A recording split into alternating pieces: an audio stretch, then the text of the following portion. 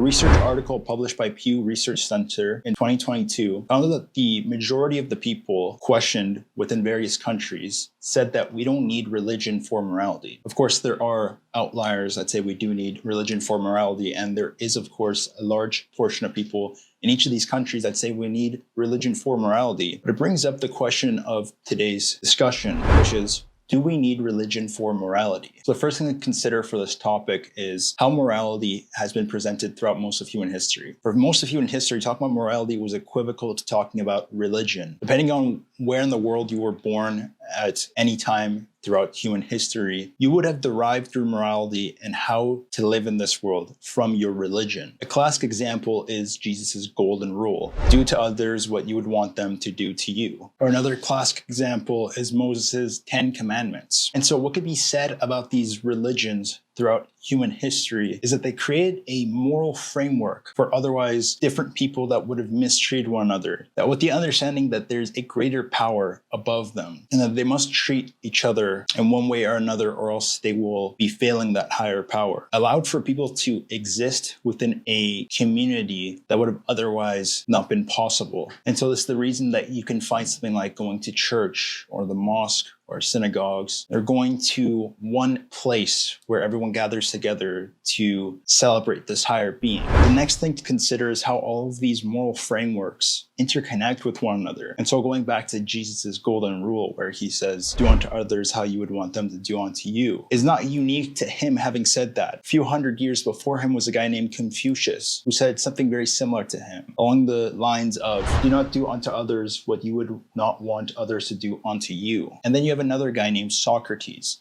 who gave his virtues on how to live a good life. The person who lives a good life is the one who has rational thought, who does the good things such as taking care of those around him and making sure that the society that he lives in is good. And so what do you make of it when you see these different peoples from around different places in the world who have moral frameworks that are very similar to one another? Well, it means that there's something that is like a universal morality that each of us shares. Now, of course, there is many people, not just in the past, but of course you can see them today, who don't follow such moral values and do quite the opposite of them. And so does that discredit what these great thinkers had to say about what a good moral person is? No, it doesn't. It means yet again that morality is a product of the times, that morality is something that we as humans create to better suit the place that we are living in. And so with the understanding that there's a morality that is almost the same shared throughout all these different unique types of people around the world, that maybe there is a sort of shared morality that we all share with one another that is intrinsic to us. So then what would that look like in a secular society? Is there such a thing as a secular religion that would give us a moral framework? No, that's not how that works.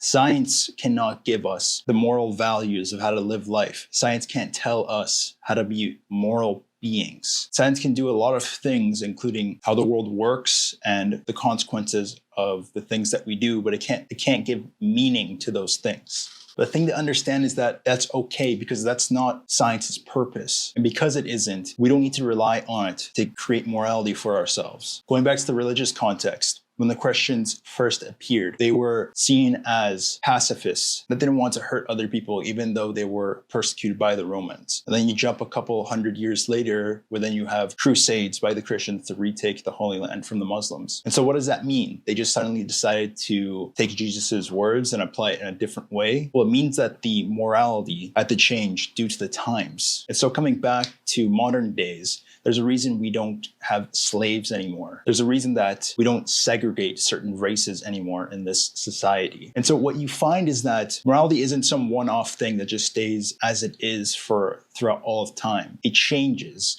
from the inside or due to outside factors. For whatever it is, it has to change for the times. And so when the question of, do we need religion for morality arises, the answer is no.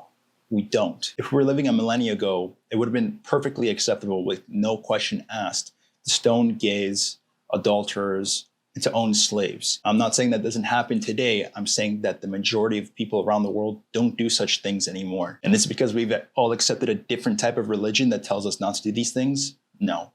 It's because morality changes with the times. It becomes a product of the era that you're living in. And so with that as the end of the video, I'd like to know what you guys think of from where we derive our morality. If you think we could have a secular morality outside of religion, let me know down in the comments because I want to know what you guys have to think about that. And with that, I'll see you all in the next one.